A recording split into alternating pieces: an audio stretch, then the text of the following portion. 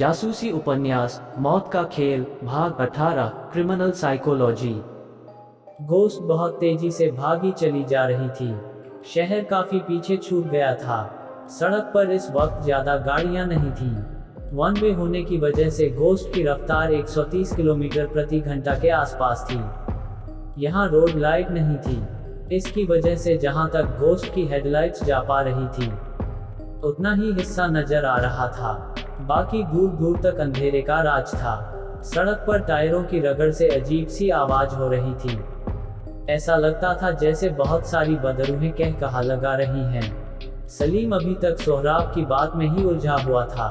कुछ देर बाद उसने पूछा, आप इतना कंफर्म होकर कह रहे हैं कि लाश घर वाला शव डॉक्टर वीरानी का ही है?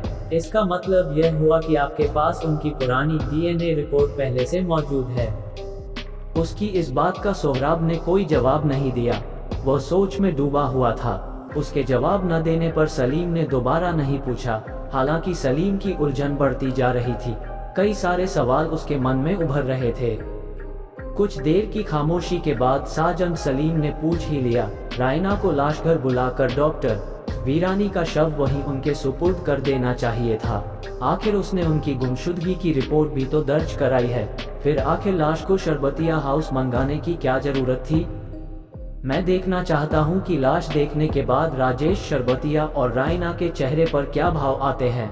लाश घर में शरबतिया को नहीं बुलाया जा सकता है।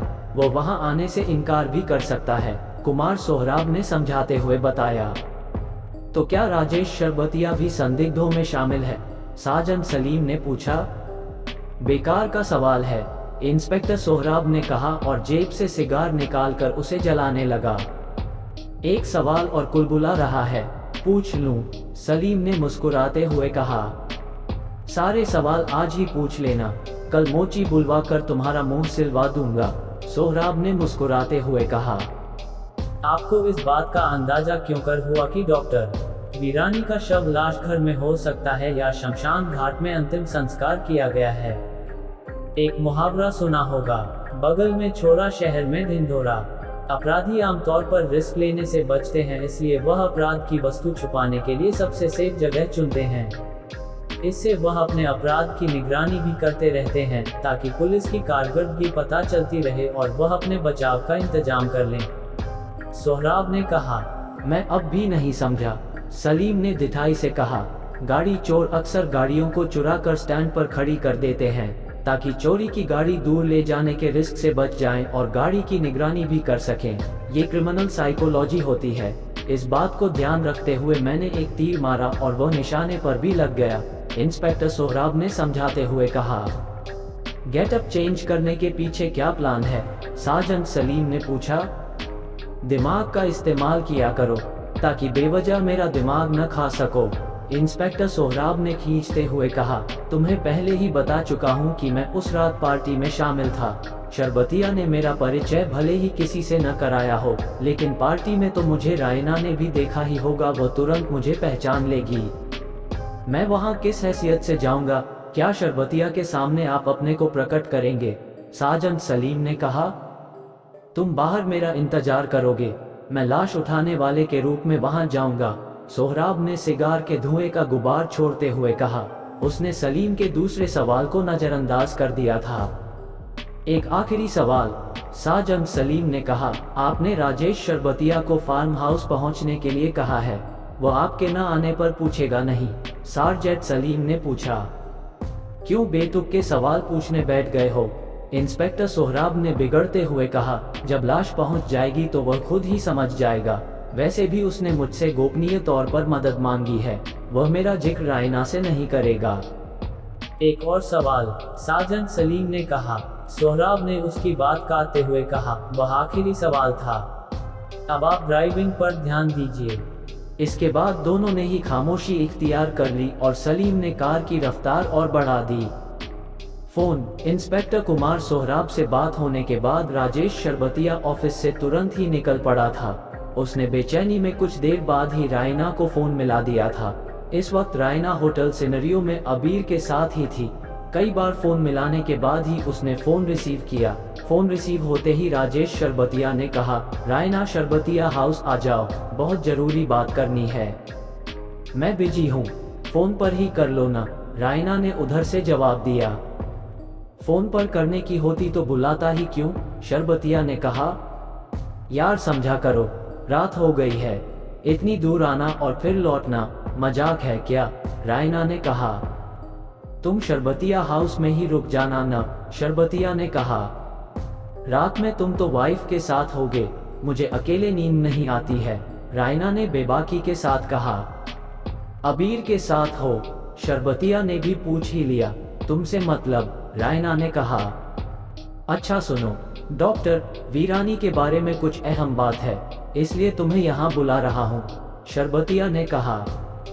ओके, वेट करो मैं आती हूँ, रायना ने कहा और फोन काट दिया। शरबतिया ने ड्राइवर से गाड़ी को तेज चलाने के लिए कहा। जिस वक्त राजेश शरबतिया के पास इंस्पेक्टर सोहराब का फोन आया था, वह एक मीटिंग में था। यही वजह थी कि वह सोहराब से कुछ पूछ नहीं सका था, सिर्फ उसकी बात सुनकर रह गया था। उसकी समझ में नहीं आ रहा था कि आखिर सोहराब ने उसे और रायना को क्यों बुलाया है। जैसे जैसे शरबतिया हाउस की तरफ उसकी कार बढ़ रही थी, उसकी बेचैनी बढ़ती जा रही थी। कुछ देर बाद उसकी कार शरबतिया हाउस पहुंच गई। लाश की शिनाख्त। कुछ देर बाद घोस्ट शरबतिया हाउस के करीब पहुंच गई। इंस्पेक्टर सोहराब ने कार कुछ पहले ही रुकवा ली। साजन सलीम ने कार को सड़क से उतारकर सर्विस लेन में ले जाकर किनारे खड़ा कर दिया। उसने हेडलाइट्स बुझा दी। कार के अंदर भी रोशनी नहीं थी। ये जगह शरबतिया हाउस से कुछ दूरी पर ही थी। यहाँ से शरबतिया हाउस का गेट साफ नजर आ रहा था। इंस्पेक्टर सोहराब ने फोन निकालकर कोतवाली इंचार्ज मनीष के नंबर डायल किए। उधर से फोन रिसीव होते ही सोहराब ने कहा, कितनी दूर हो अभी शरबतिया हाउस से? तकरीबन 7 किलोमीटर दूर हूँ, मनीष ने कहा। शरबतिया हाउस से ठीक पहले वाले माइलस्टोन पर एक मजदूर सड़क के किनारे खड़ा मिलेगा, उसे लाश वाली एम्बुलेंस में बैठा लेना, इंस्पेक्टर सोहराब ने कहा और फोन काट दिया। सोहराब ने अपना फोन सलीम के हवाले कर दिया और एक टूटा फूटा फीचर फोन कार की डैशबोर्ड से निकालकर जेब में डाल दिया। इस काम से फारिग होने के बाद उसने सलीम से कहा, मैं शरबतिया हाउस से 5 किलोमीटर जाने के बाद एम्बुलेंस से उतर जाऊंगा, तुम्हें फोन करूंगा, तुम वहीं आ जाना। सोहराब घोस्ट से उतरकर वापस पीछे की तरफ चल दिया। माइलस्टोन आ जाने पर सोहराब सड़क के किनारे खड़ा हो गया। यहाँ बिल्कुल अंधेरा था। उसने जेब से बीड़ी निकाली और उसे माचिस से सुलगाकर पीने लगा। वो अजीब से गेटअप में था। पैरों में हवाई चप्पल थी। उसने एक ढीली पतलून और मैली सी कमीज पहन रखी थी। सर पर अंगोछे की रफ सी पगड़ी बांध रखी थी। कुछ देर बाद उसे दूर से रोशनी आती दिखाई दी। मजदूर बना सोहराब थोड़ा सड़क पर सरक आया। उस पर नजर पड़ते ही कोतवाली इंचार्ज मनीष ने जीप रोक दी। इसके साथ ही पीछे आ रही एम्बुलेंस भी रुक गई।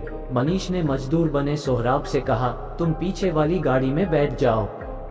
सोहराब एम्बुलेंस में बैठ गया और वह चल पड़ी। कुछ देर बाद मनीष की जीप शरबतिया हाउस की तरफ मुड़ गई। गेट बंद होने की वजह से मनीष जीप से नीचे उतर आया। उसने गार्ड से गेट खोलने के लिए कहा। गार्ड ने इस बारे में फोन करके अंदर से इजाजत ली। उसके बाद उसने गेट खोल दिया। पहले मनीष की जीप और उसके बाद एम्बुलेंस अंदर पहुंच गई। दोनों गाड़ियां पार्किंग लॉट पर खड़ी हो गईं। मनीष और उसके साथ आए कांस्टेबल जीप से उतर पड़े। पूरा फार्म हाउस दूधिया रोशनी से जगमगा रहा था। जब से लाश गायब होने वाला मामला सामने आया था, शरबतिया ने रोशनी बढ़ा दी थी। मनीष ने एम्बुलेंस खुलवाई और मजदूरों ने लाश के स्ट्रेचर को बर्फ के बीच से उठाकर नीचे रख दिया। उसके बाद 4 लोग स्ट्रेचर लेकर मनीष के पीछे पीछे चल दिए। इनमें सोहराब भी शामिल था। मनीष के साथ 4 लोग आए थे। बाकी बचा एक व्यक्ति लाश के साथ साथ चल रहा था। लाश को कोठी के सामने एक खुले स्थान पर रख दिया गया। लाश से बदबू आने लगी थी। मनीष ने कोठी पर पहुंचकर सदर दरवाजे की बेल बजा दी। एक नौकर ने आकर दरवाजा खोला। मनीष ने अपना विजिटिंग कार्ड अंदर भेज दिया। कुछ देर बाद मनीष को अंदर बुला लिया गया। इंस्पेक्टर सोहराब भी मनीष के पीछे पीछे तेजी से अंदर घुस गया। अंदर रायना और शरबतिया बैठे हुए थे। मनीष ने रायना को पहचान लिया था। वह अपने वकील के साथ डॉक्टर वीरानी के गायब होने की रिपोर्ट दर्ज कराने आ चुकी थी। मनीष कुछ दूरी बनाकर खड़ा हो गया। सोहराब मनीष से आधे फुट की दूरी पर खड़ा था। वह बहुत ध्यान से राजेश शरबतिया और रायना को देख रहा था। मनीष को देखकर राजेश शरबतिया ने पूछा, यस इंस्पेक्टर, कैसे आना हुआ? हम डॉक्टर वीरानी की लाश लेकर आए हैं, कोतवाली इंचार्ज मनीष ने सपाट लहजे में कहा।